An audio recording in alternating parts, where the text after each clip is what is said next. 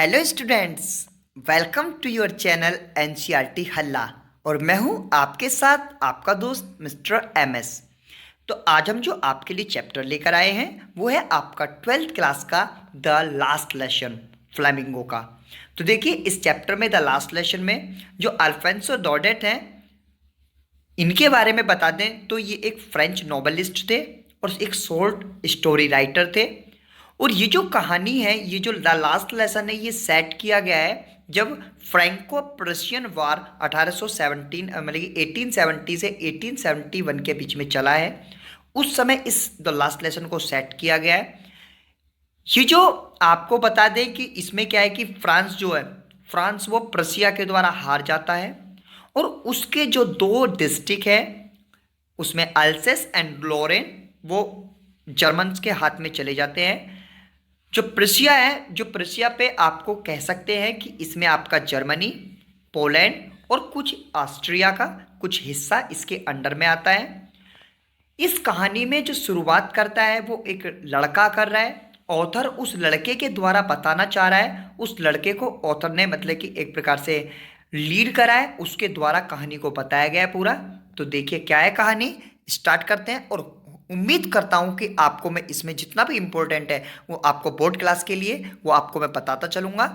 ठीक है स्टूडेंट्स, तो देखिए आप लास्ट तक जरूर। Okay, I started for school very late that morning and was in great dread of scolding. तो उस दिन मैंने मतलब कि बहुत मैं लेट हो रहा था, मतलब कि मॉर्निंग में सुबह सुबह मैं लेट हो रहा था। और मैं जो ना ड्रीड होता है एक प्रकार से डर। स्कॉल्डिंग मतलब डांट का, जो स्कूल में जो मार लगती है ना, जो टीचर डांटते हैं जो हमको, मतलब कि उसको स्कॉल्डिंग कहते हैं। तो उसको मतलब कि लड़का अपने स्कूल को जा रहा है लेकिन वो लेट हो गया है, तो वो जो है ना, वो डर रहा है स्कूल में जाने से। स्पेशली बिकॉज जो इसमें ज़्यादातर वो पता है किसके लिए, क्यों? क्योंकि मिस्टर हैमल हैड सेड, क्योंकि मिस्टर हैमल ने कहा था that he would question us on participles. हालांकि वो इतना लेट होने से नहीं डर रहा है, वो डर रहा है क्योंकि मिस्टर हैमल जो उसके टीचर हैं उन्होंने उसको पार्टिसिपल्स पे कुछ क्वेश्चंस पूछने के लिए बोला है। And I did not know the first word about them, और मैं उसका पहला अक्षर भी नहीं जानता पार्टिसिपल्स का। For a moment I thought of the running away and spending the day out of door.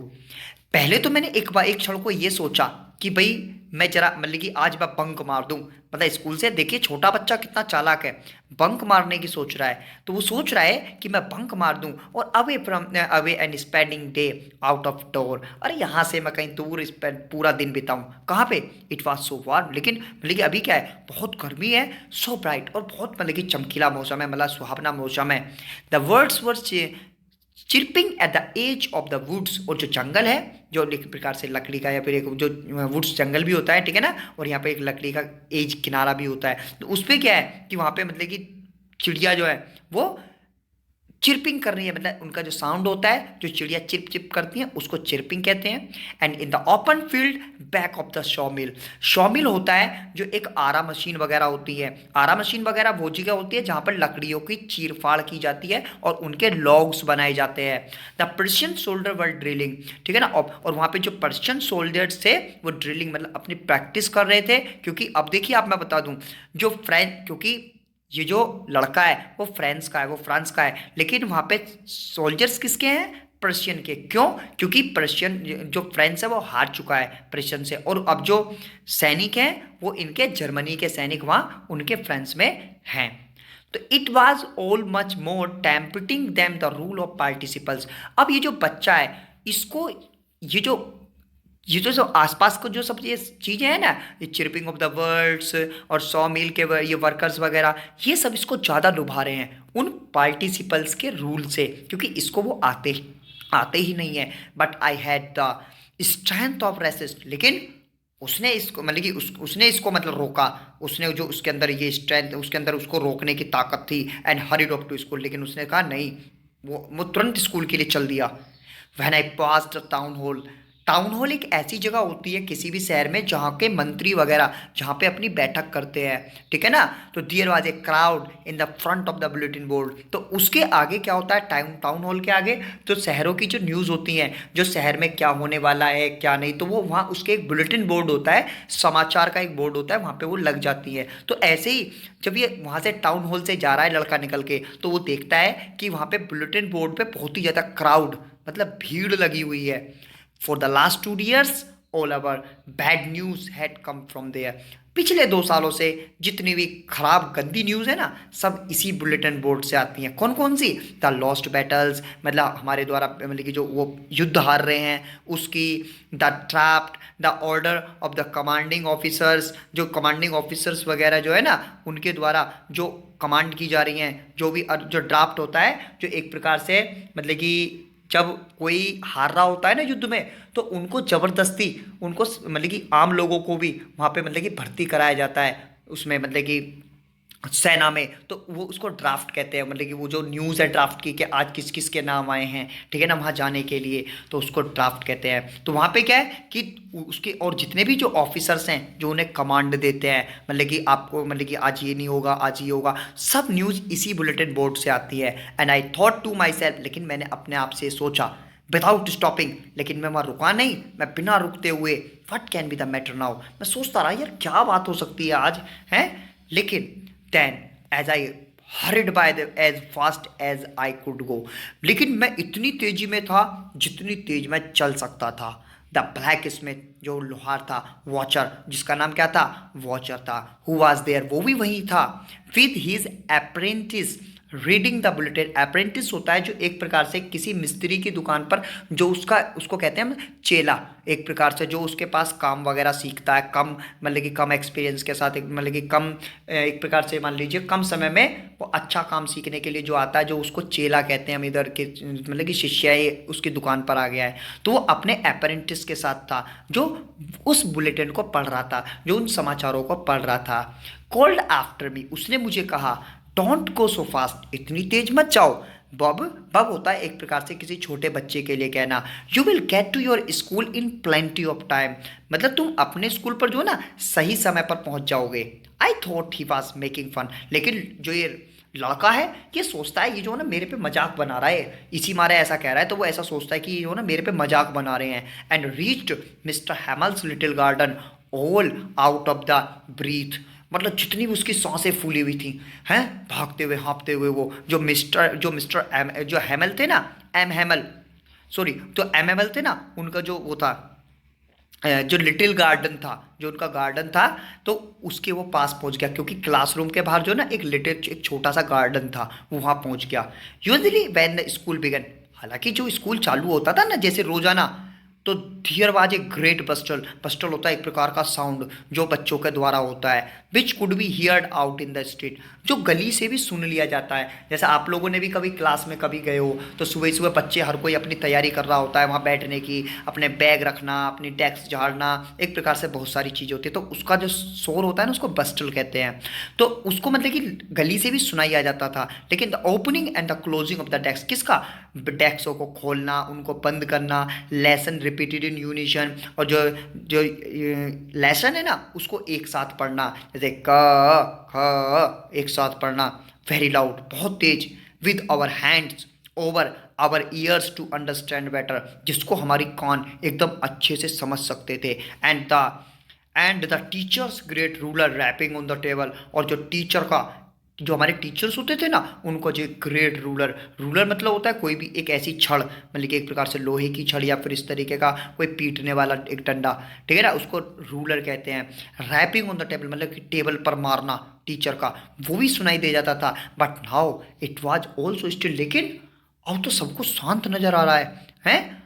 I had counted on the commotion to get to my desk without being seen. Counted मतलब एक प्रकार से होता है मतलब कि धोखा देना, मतलब कि एक प्रकार से ऐसा कि मैं, उसने ये सोचा था, ये अपने अपने अनुमान लगाया था कि मैं इस सब जो है ना ये जो कॉमोशन जितना भी ये शोर होगा, मैं जाकर छुपदेसी अपनी डेस्क पर बैठ जाऊंगा इसी शोर के बीच में। लेकिन उसका ये जो था ना उसका ये सब फेल हो गया। बट ऑफ कोर्स, ठीक है ना, of course that day everything had to be quiet as Sunday morning, लेकिन उस दिन सब कुछ ऐसे शांत था जैसे कोई संडे की कोई मॉर्निंग हो, मतलब कि कोई छुट्टी वाला दिन हो।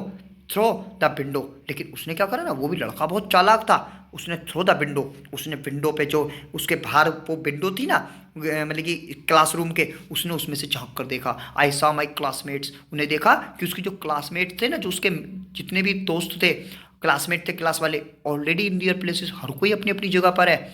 And M Hamel walking up and down, और जो एम हैमल थे ना, वो इधर उधर टहल रहे थे। जैसे कि टीचर होता है ना, जब एग्जाम आपका चल रहा होता है तब वो इधर उधर टहलता रहता है, इसी तरीके से एम हैमल भी अप एंड डाउन टहल रहे थे with is terrible iron ruler. जो उनका लोहे का वो रूलर था ना, उसको मतलब कि अंडर हिज आर्म्स, अपनी मतलब कि ये अपनी बगल में दबा रखा था। जो आपकी आर्म्स होती है उसके नीचे दबा लेते हैं ना टीचर्स, तो उसको ऐसे दबा रखा था। I had to open the door and go in before everybody. अब मुझे वही दरवाज़ा पूरा खोलना था और मुझे सभी के सामने मुझे जाना था। यू कैन इमेजिन, अब तुम सोच सकते हो। हाय आई प्लस्टेड, प्लस्टेड होता है एक प्रकार से शर्म कह लो कि मतलब कि, या फिर बहुत ज़्यादा नर्वस होना, ठीक है ना। हैव फ्राइटन्ड, हाई बात, मैं कितना डर रहा था, कितना यार मुझे शर्म सी महसूस हो रही थी। बट नथिंग हैपेंड, लेकिन ऐसा कुछ नहीं हुआ। एम एम एल स्वामी, एम एम एल ने मुझे देखा एंड सेड वेरी काइंडली, और बड़े ही मुझे दयालुता से कहा, go to your place quite quickly, जाओ अपने सीट पर जाकर जल्दी से बैठ जाओ। लिटिल फ्रेंच है, लिटिल फ्रेंड, और उसका नाम फ्रेंच था लड़के का। We were beginning without you, हम आपके बिना ही स्टार्ट कर रहे थे। I jumped over the bench and sat on my टैक्स, मैं तुरंत मैं जल्दी से, यहाँ पे जम्प्ड मतलब कूदना नहीं है, जल्दी से जाकर के लिए इस्तेमाल किया गया है। मैं जल्दी से जाकर अपनी बेंच पर बैठ गया। एंड माई पे नॉट टिल देन, लेकिन तब तक when I had got a little over my friend, मतलब कि फ्राइट, जब तक मैं अपना थोड़ा जो डर था उस पर काबू पाता। डिड आई सी, अब मैंने देखा कि that our teacher had on beautiful green coat, हमारे जो टीचर है ना वो एकदम ब्यूटीफुल ग्रीन कोट में है ब्यूटीफुल ग्रीन कोट में है। कैसे में? हिज फ्रिल्ड, फ्रिल्ड का होता है एक प्रकार से झालरदार, जैसा आपने जोकर देखे ना सर्कस के, उनकी जो शर्ट होती हैं वो उसमें थोड़े झालर सी लगी भी होती है, ठीक है ना, कपड़े के घुमाव से बने हुए होते हैं, तो ऐसी उन्होंने शर्ट पहन रखी है। And the little black silk cap, और एक छोटा सा उन्होंने एक सिल्क रेशम का एक कैप लगा रखा है। ऑल एम्ब्रॉयडर्ड, सारा का सारा वो कढ़ा हुआ है, मतलब कि कढ़ाई जिस पर हुई भी होती है, जिस पे बॉर्डर बना हुआ होता है। दैट ही नेवर वोर, वो कभी उसे नहीं पहनते थे, except on the inspection and the prize day, केवल कब पहनते थे? जब कभी इनाम वाला दिन होता था, जैसे कि कभी इनाम मिल रहे हैं, या फिर कभी कोई इंस्पेक्शन के लिए आया हुआ है कोई, लेकिन यहाँ पे उसको आता है ना, स्कूलों में इंस्पेक्शन आता है, बाहर की टीम आती है, तो जैसे बिसाइड्स, इस सब के अलावा the whole school seem to strange, जो पूरा का पूरा स्कूल था ना वो बड़ा अजीब सा स्ट्रेंज सा दिख रहा था, एंड सोलेम, और बड़ा ही एकदम शांत। But the thing that surprised me, लेकिन सबसे ज़्यादा जो चीज़ थी जिनने मुझे आश्चर्यचकित किया, मोस्ट वाज टू सी, जो सब मैं देख सकता था, on the back benches that were always empty, जो पीछे की जो बेंच थी ना वो हमेशा खाली रहती थी। The village people sitting quietly like ourselves, लेकिन वहाँ पे क्या है, गांव के लोग बैठे हुए हैं और बिल्कुल हमारी तरह शांत बैठे हुए हैं। कौन कौन है उसमें? ओल्ड हॉसर है, ठीक है ना, एक हॉसर है वहाँ पे, और विद हिज 3 कॉर्नर्ड हेड, और उन्होंने एक 3 कोने वाला अपना एक हैट लगा रखा है। द फॉर्मर मेयर, फॉर्मर का मतलब होता है पुराने, हमारे पुराने मेयर भी है वहाँ पे। द फॉर्मर पोस्टमास्टर, पोस्टमास्टर जो हमारे पुराने पोस्टमास्टर है ना वो भी है वहाँ पे। एंड सेवरल अदर बिसाइड्स, और भी बहुत सारे लोग वहाँ बैठे हुए हैं। एवरीबडी लुक्ड सैड, हर कोई बड़ा दुखी दिखाई दे रहा है। And Hauser had brought an old primer, और जो हॉसर है ना उन पे एक पुरानी एक प्राइमर है। देखो प्राइमर एक प्रकार की किताब होती है जिसमें मतलब नोट्स टाइप की एक किताब होती है, जिसमें मतलब कि सब चीज़ बड़े नोट्स के रूप में लिखी हुई होती है, जैसे कि आप लोग बनाते हैं ना अपने आप नोट्स बनाते होंगे, और आप कभी उसको रख लो कि हमारे कभी काम आएगा, तो वो एक प्राइमर बन जाएगी, ठीक है ना। तो ऐसी उनके पास भी है जो हॉसर है। और thumbed at the edge, thumbed मतलब होता है एक प्रकार से मतलब मुड़ जाना, भाई पुरानी किताब होती है तो वो मुड़ जाती है ना, येलो येलो सी होके वो मुड़ जाती है, तो वो थम्ड होती है, ठीक है ना। एज जो एज थी ना उसकी वो उससे मुड़ गई थी। And he held it open on his knees, और उसने उन्हें कहाँ रख रखी थी?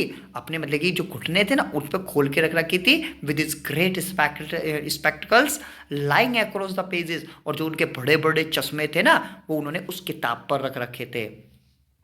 While I was wondering about it all, जब मैं इस सब के बारे में मतलब कि मैं आश्चर्यचकित हो रहा था, M Hamel mounted his chair, M Hamel अपनी चेयर पर बैठे हुए थे, and in the same grave and gentle tone, और उसी तरीके से सेम वही तरीका और वही आवाज़ से which he had used to me, जो मेरे मतलब कि वो हमेशा जिससे मुझे बुलाते थे, शैड माई चिल्ड्रन, मेरे बच्चों, this is the last lesson, ये मेरा लास्ट लेसन है, I shall give to you, जो गिव यू, जो मैं तुम्हें देने जा रहा हूँ।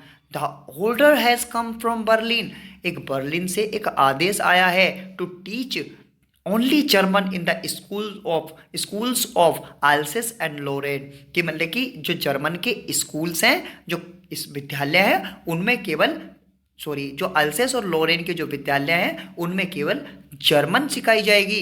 The new master comes tomorrow, अगले दिन नया टीचर आ जाएगा, नया मास्टर आ जाएगा। This is your last French lesson, और ये जो आपका है ये आपका अंतिम फ्रेंच का लेसन है। I want to be very attentive, मैं तो चाहता हूँ आप सभी बड़े गौर से मतलब कि बड़े गौर से सुने, या फिर बड़े मतलब कि ध्यान दें।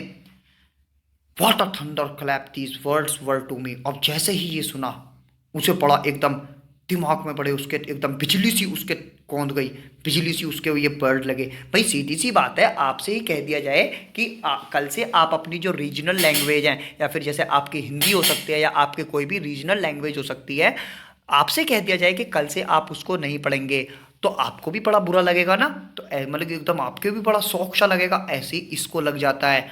ओह the riches that was they had put up at the town hall, अब उसे वो सब कुछ याद आ जाता है जो वो टाउन हॉल में उसने देखा था।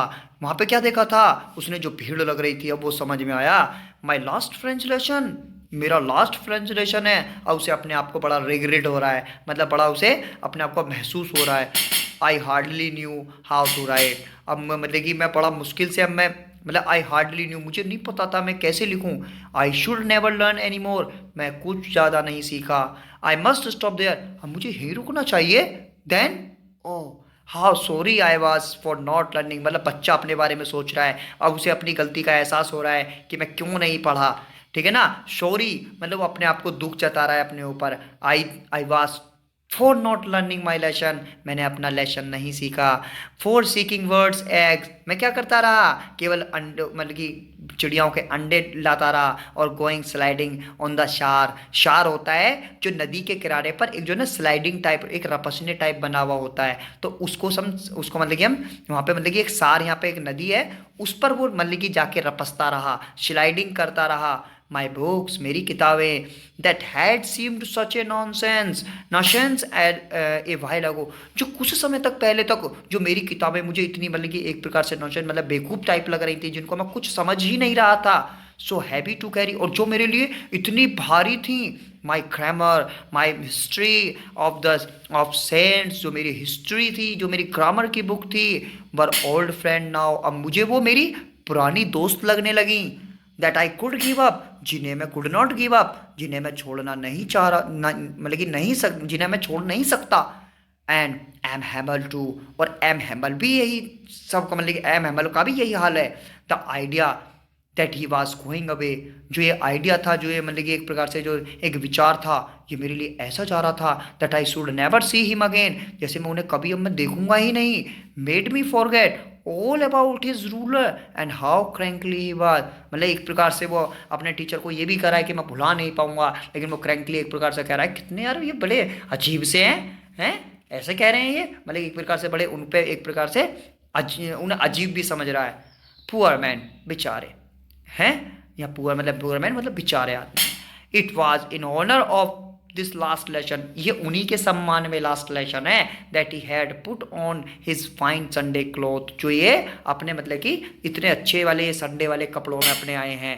एंड नाउ आई अंडरस्टैंड, अब मुझे समझ में आ गया, अब मुझे समझ में आ गया है कि why the old man of the village were sitting in the back of the room, और ये जो सब लोग हैं ना, ये यहाँ पीछे रूम में बैक पे क्यों बैठे हुए हैं। इट वॉज बिकॉज, ये ऐसा इसीलिए है क्योंकि देवर सॉरी, क्योंकि वो भी, उनको भी बड़ा दुख हो रहा है। To that they had not gone to school more, क्योंकि वो भी ज़्यादा स्कूल नहीं गए, वो ज़्यादा पढ़े लिखे नहीं है। It was their way of thinking out master of his 40 years of faithful service and showing their respect for the country that was theirs no more।